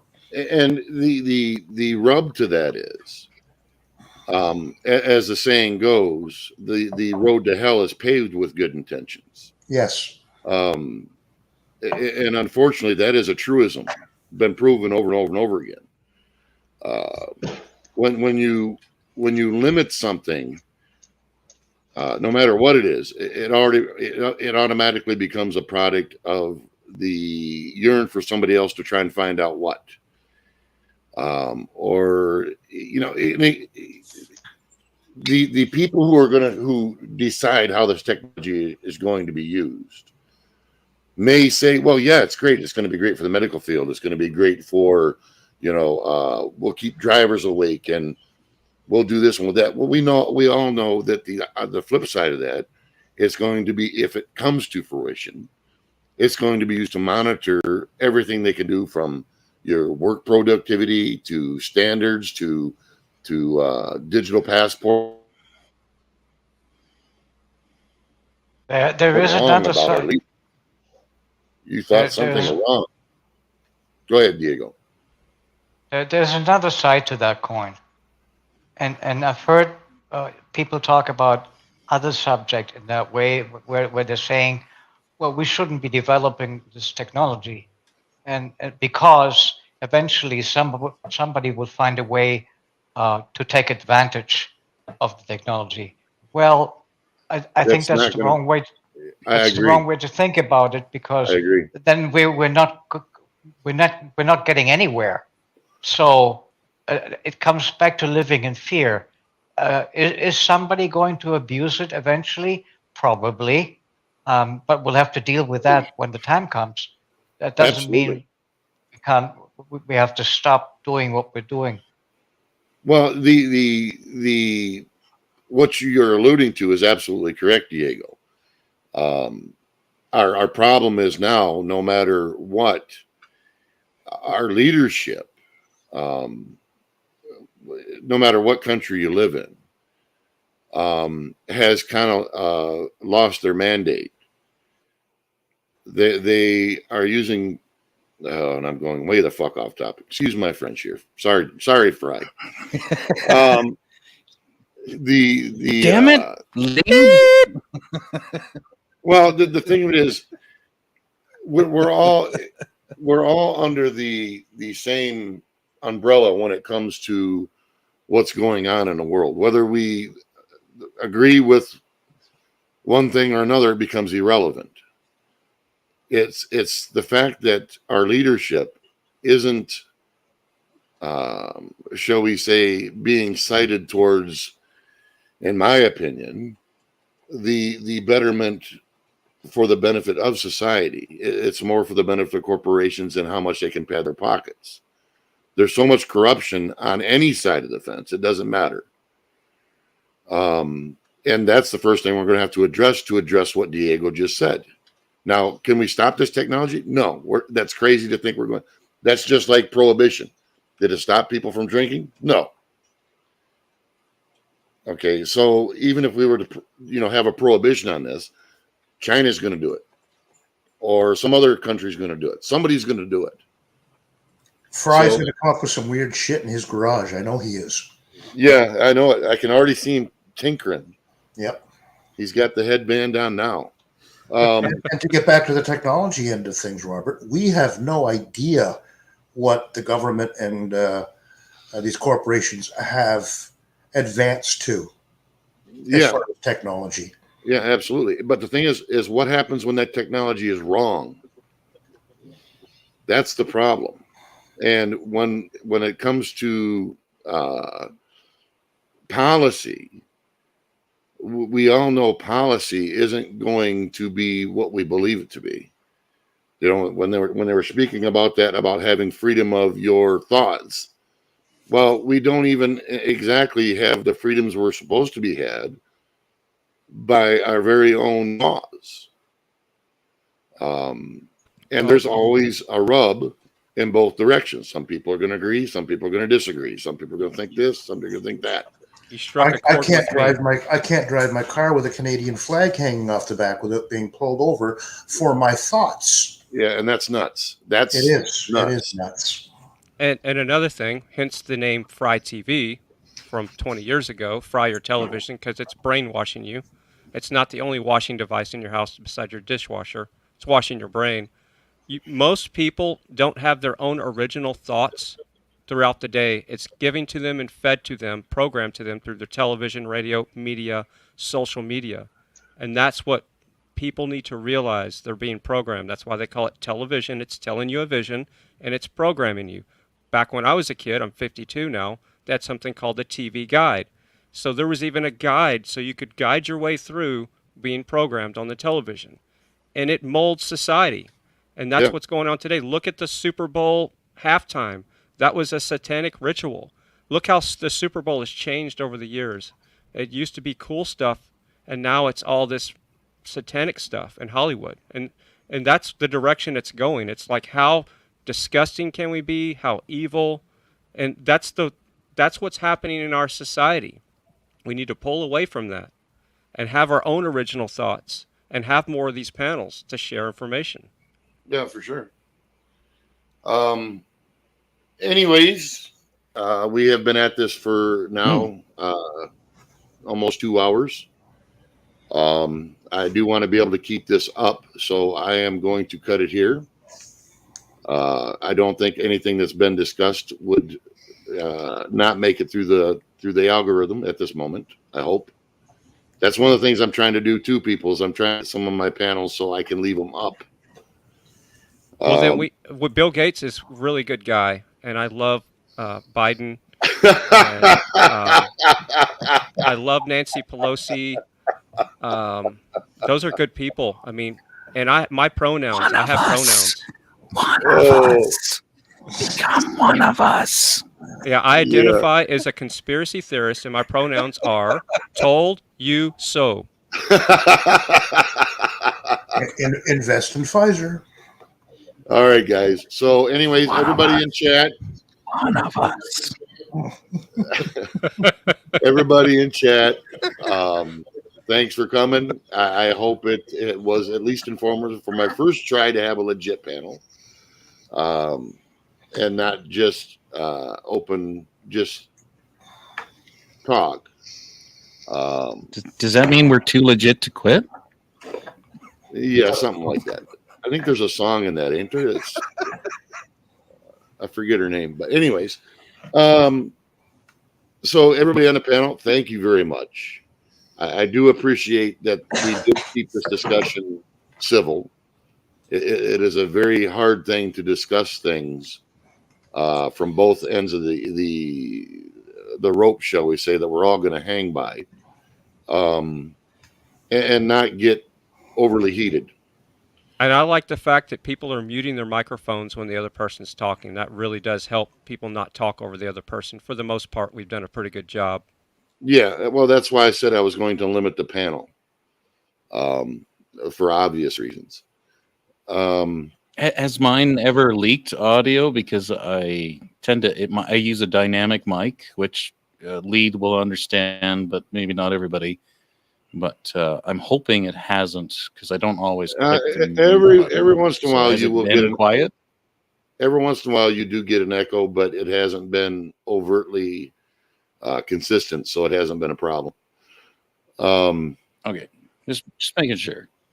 Yeah, that's fine. For everybody that's in the chat, I thank you very much, and I hope you got as much out of this as I think we all did.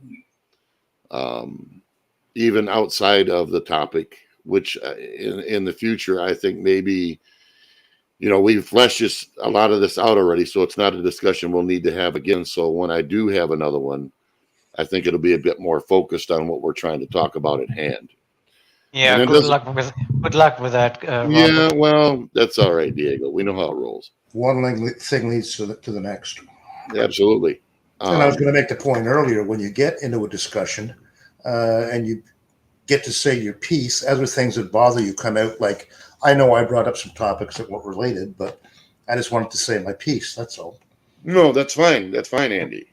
But that's the thing about we're all on a learning curve when it comes to all of this stuff and being able to discuss these in a manner that's productive.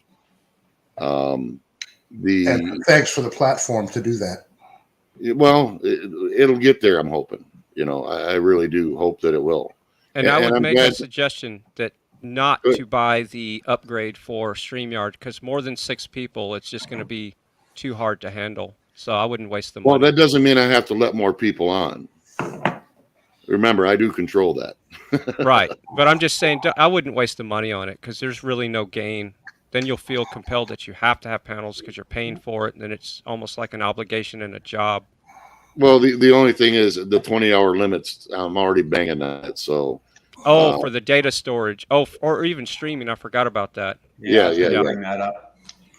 Yeah. So that's my only intention when it comes to that. I do think that I will limit my panels to 6, just because it seems to be about the maximum number that we can have and still have a coherent discussion. And I appreciate you guys jumping on and off and letting other people on. I do appreciate that, and I'm glad people are courteous about it. Never a problem, Robert. You know that. Well, absolutely. That's why I said I was going to limit the panel to, what we have.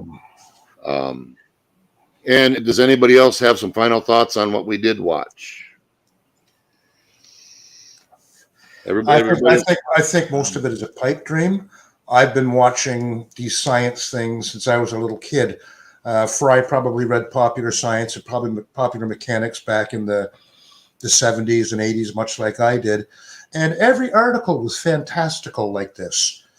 And 99% of them never came to fruition. Or if they did, it was a small percentage of what the original thought was.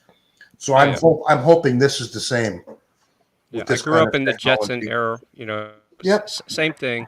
I'm a little And- older than you, but quite Yeah, similar. all the pie in the sky stuff, just like they're still telling us today with going to Mars and all the other nonsense. And people say, I want flying cars. We already have flying cars. They're called airplanes. Yes. So just get over it.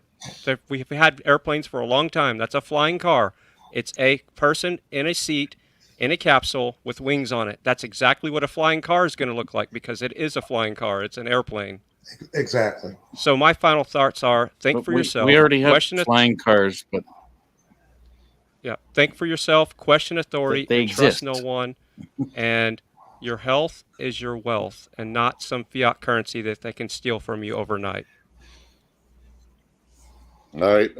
Fry, if you're going to hop off, would you do that? I got somebody waiting out back. I will be happy to. I was supposed Thank to you, do man. that 30 minutes ago. Love y'all. Yeah. Later, Don't feel Andy, bad. Diego, Night, TPR, Fry. Brian, Robert. Later. Good night. Good night. Later. I guess my final thoughts on this Night, is expect the best, prepare for the worst. Hope for the best. Expect the worst. Yeah, hope for the best, prepare for the worst. Yeah, for sure. Who How you doing, Rick? let the Aussie on here? Got to have some intelligence in this fucking room now. Hey. Hey, good to see you. Easy on the F-bomb. Right, cool crash. Cool crash. Oh, sorry.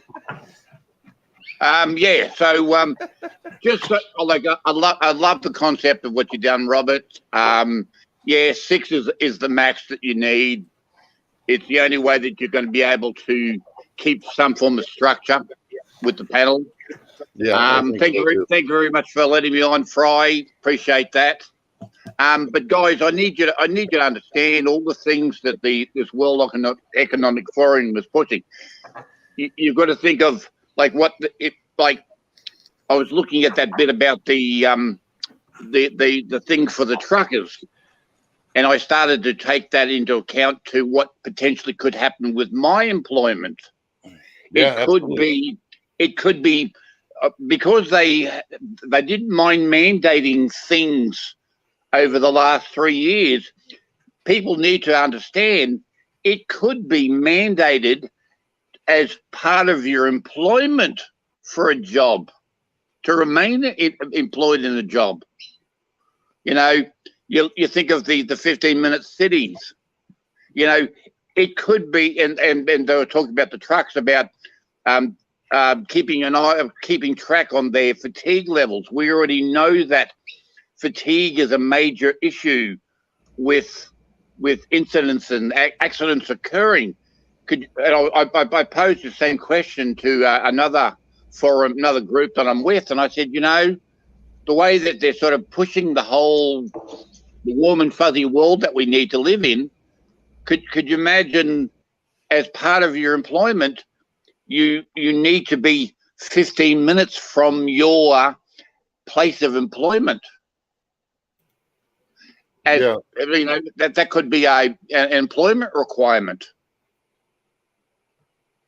Yeah, no doubt, Rick.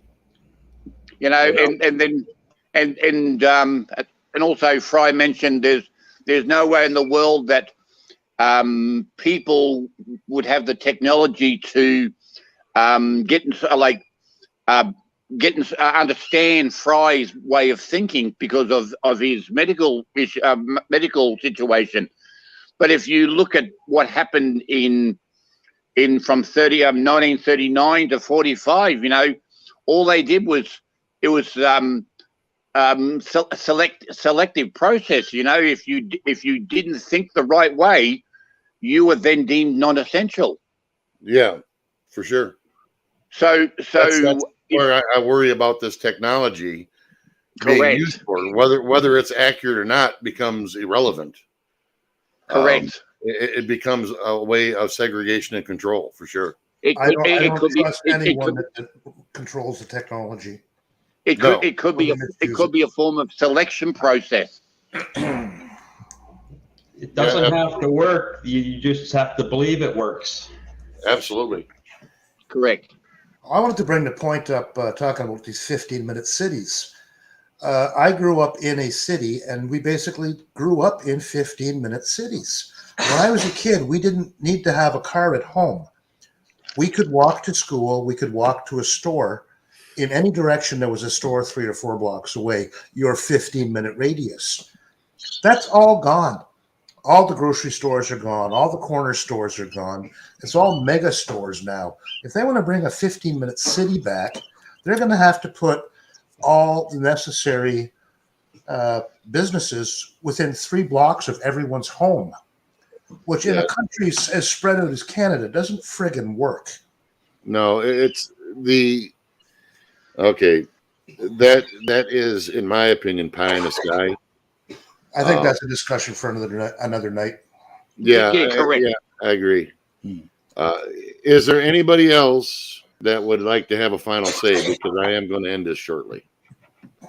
Thank you very much, guys. I'm Are jumping you off sticking now. on for a couple? Yeah, I'll hang out afterwards. Are you sticking on? And we can't pick on Rick for that word, Robert. You know the Aussies aren't considered an Aussie unless that's the first word they ever learn. Yeah, I know. It's a culture. At 12 or 13 months of age, the F-bomb has to come out of their mouth. Right, Rick? No, I could find other choice words for you, Andy. Okay, let's not go there. I love you too, brother. All right, everybody. People are free to hang on panel if they'd like. I am going to shut down everybody in chat. Thank you very much for making this a successful stream. I may fire up afterwards just for open discussion panel. I can't say yay or nay yet. It depends on how long I spend them backstage. So thank you guys very much, and I appreciate it. And we are out of here in 3, 2, 1. Have a good night, folks.